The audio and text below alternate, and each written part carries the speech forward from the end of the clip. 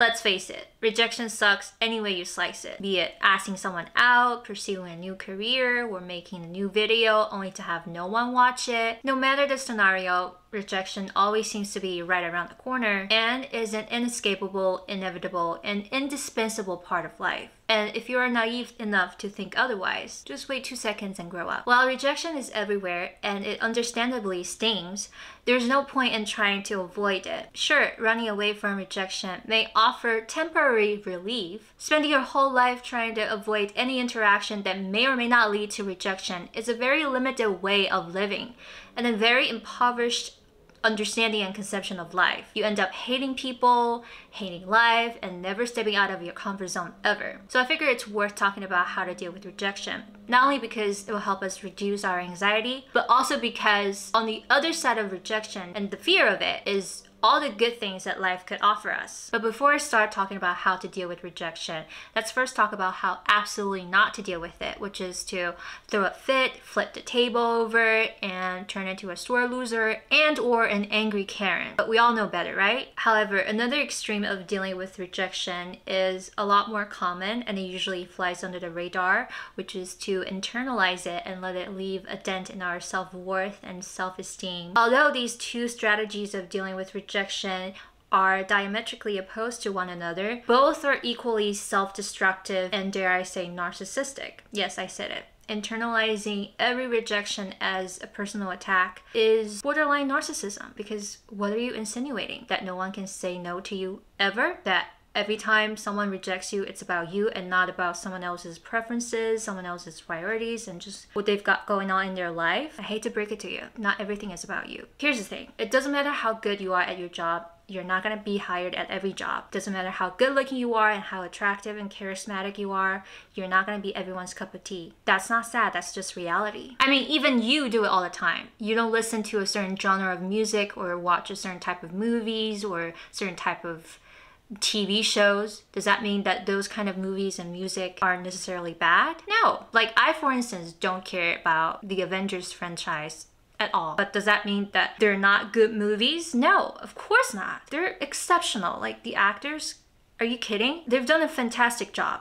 But it's just still not my jam. But when it comes to other people choosing us, or I guess not choosing us, and rejecting us, we take everything personally. So with that comes my tip number 1 on how to deal with rejection, which is to normalize rejection as a statistical possibility. If it can happen to the best of us regularly and repeatedly, then us average Joes in life shouldn't place such importance on any one case of rejection either. And to internalize every rejection as a personal attack against yourself is borderline narcissistic. Tip number 2, ditch your black and white thinking. When the stakes are high and the environment is daunting, it can be tempting to interpret any given social interaction as having only 2 possible outcomes, rejection or acceptance. We tend to forget that real life scenarios and interactions are far more diverse and nuanced than just those 2 possibilities. Not everything is about acceptance or rejection, approval or disapproval, black or white. We all need to get into a habit of talking with someone or striking up a conversation with a stranger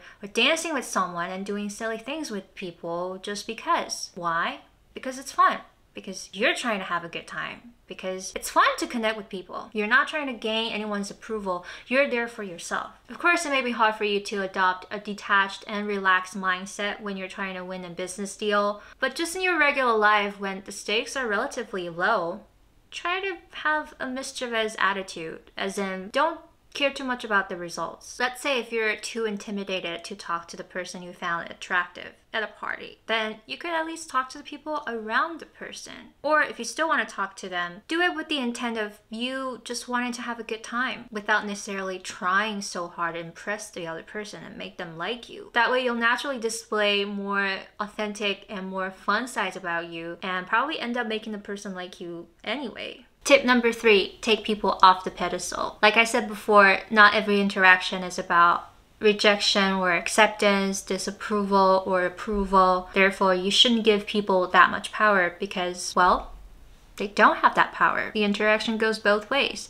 you're evaluating them as much as they're evaluating you. Besides, a lot of times when we're trying to make someone like us or trying to get something from this person, it's easy to forget that the other person also has feelings, fears, and insecurities just like us. They're just a regular person like us. They scroll through social media while sitting on the toilet and perhaps watch one too many episodes of The Office or any popular TV show. Despite how they act in public, they're not the James Bonds or the Margot Robbies of the world. They're just as fearful and nervous as all of us. And sometimes the most flamboyant and pompous people in the room are people that are just trying to overcompensate for their fears and anxieties. So you have nothing to worry about because, yeah, we're all insecure deep down. Here's what's ironic about rejection.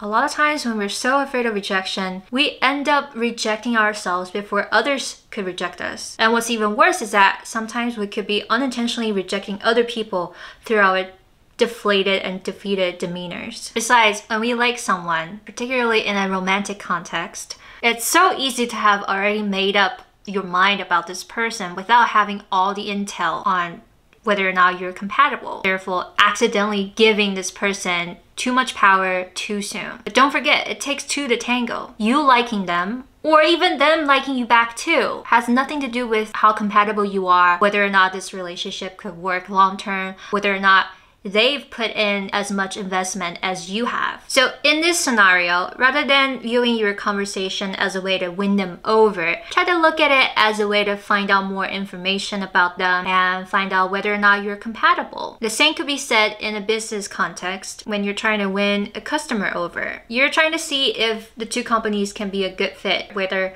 what they're looking for is what you can offer and vice versa. Plus, people would be more likely to trust you with money if you can actually assess them and have a detached and nonchalant demeanor. Tip number 4, understand where your fear of rejection and insecurities in general stem from and assess whether or not that's rational. A lot of times we feel rejected not because the person in front of us actually did reject us, but because at some point in our life, we actually were rejected when we were the most vulnerable and helpless. Therefore, we're conditioned to anticipate rejection, even when the reality suggests otherwise. We're wired to always anticipate the worst possible outcome, even when the person is not rejecting us at all. And worse, we can't take anything they say at face value because someone that supposedly loved us rejected us at one point while also whispering sweet nothings in our ear. It's understandably hard to reconcile the incongruence of that and recover from that and trust that when people say they love us, they actually mean it. Or at the very least, it's hard for us to believe that people bear no malicious intent against us when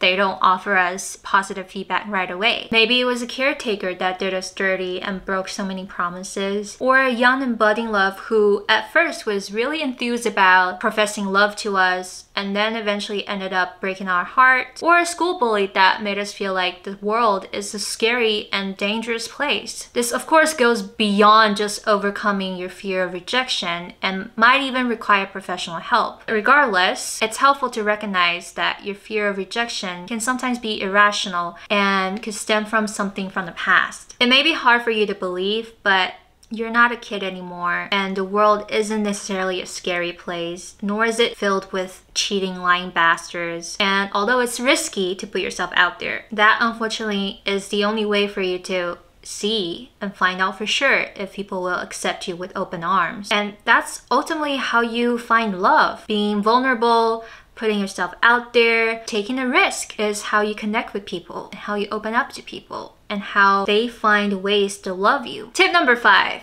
When someone does reject you or you propose to do something, you need to stop making that rejection about you, because 9 times out of 10, it has nothing to do with you and everything to do with their preference, their standards, what they've got going on with their life, what works for them that they want to stick with, and just practically nothing to do with how they feel about you personally. Sure, it still stings, but it's a lot easier to get over a bruised ego, which as sucky as it sounds is only temporary, than to reevaluate your whole life, question your self-worth, etc., etc. And here's a bonus tip. You won't feel as butthurt about it if you don't put all your eggs in one basket, which is why you need to adopt tip number 6. Increase your pipeline. Talk to more people. Explore all your options. If you make 100 phone calls a day, which I've done. I mean, not exactly 100, but you know, somewhere in that range. But if you're making 100 phone calls a day and the very first 10 phone calls you get rejected, that's still pretty good odds, because what does it mean? It means that you're accepted like 9 times out of 10. But if you're only talking to 10 people and the first 10 people all reject you, of course it's gonna suck. But you're not getting the whole picture. You're not talking to enough people. It's easy to lose sight of that because a lot of times we decide that this person is everything, this job is everything, this opportunity is everything. You gotta focus on abundance, not scarcity. If something doesn't work, if someone rejects you, just move on and move on quickly. Especially as young people, when we have, relatively speaking, thick skin, when the stakes are really low or relatively low, it really pays to not only deal with the ramifications of rejection, but actively let yourself get rejected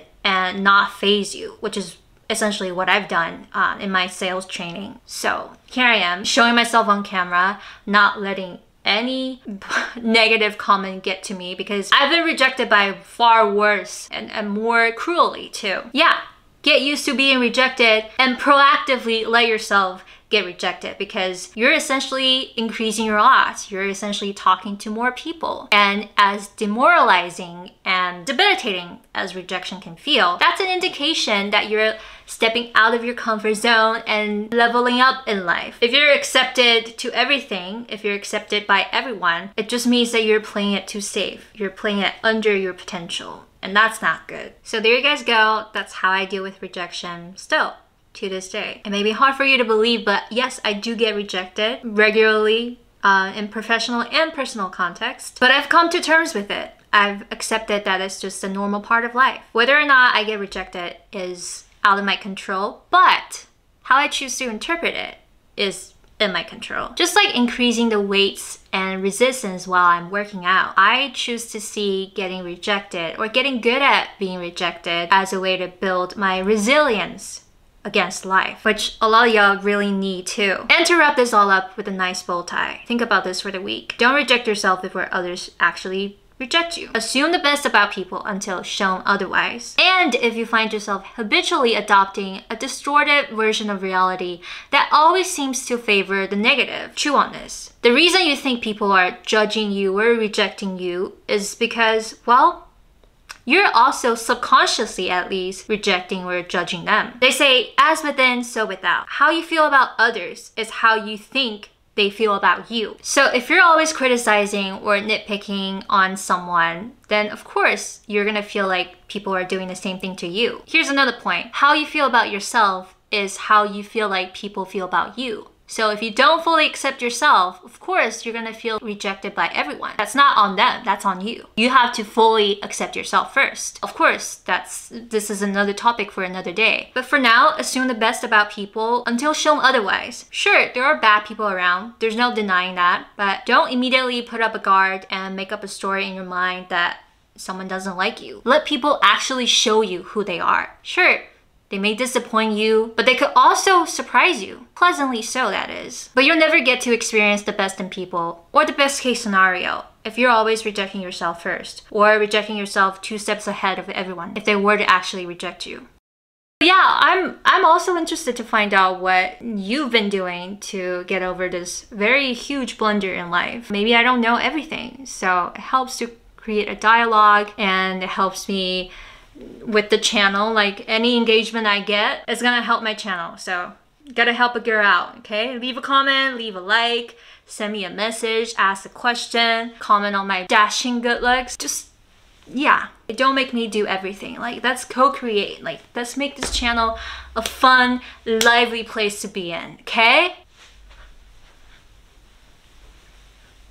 This is the real me. This is me without meds. Okay, that's a joke. I could be mentally ill, but I'm not on any medication. I'm not unhinged.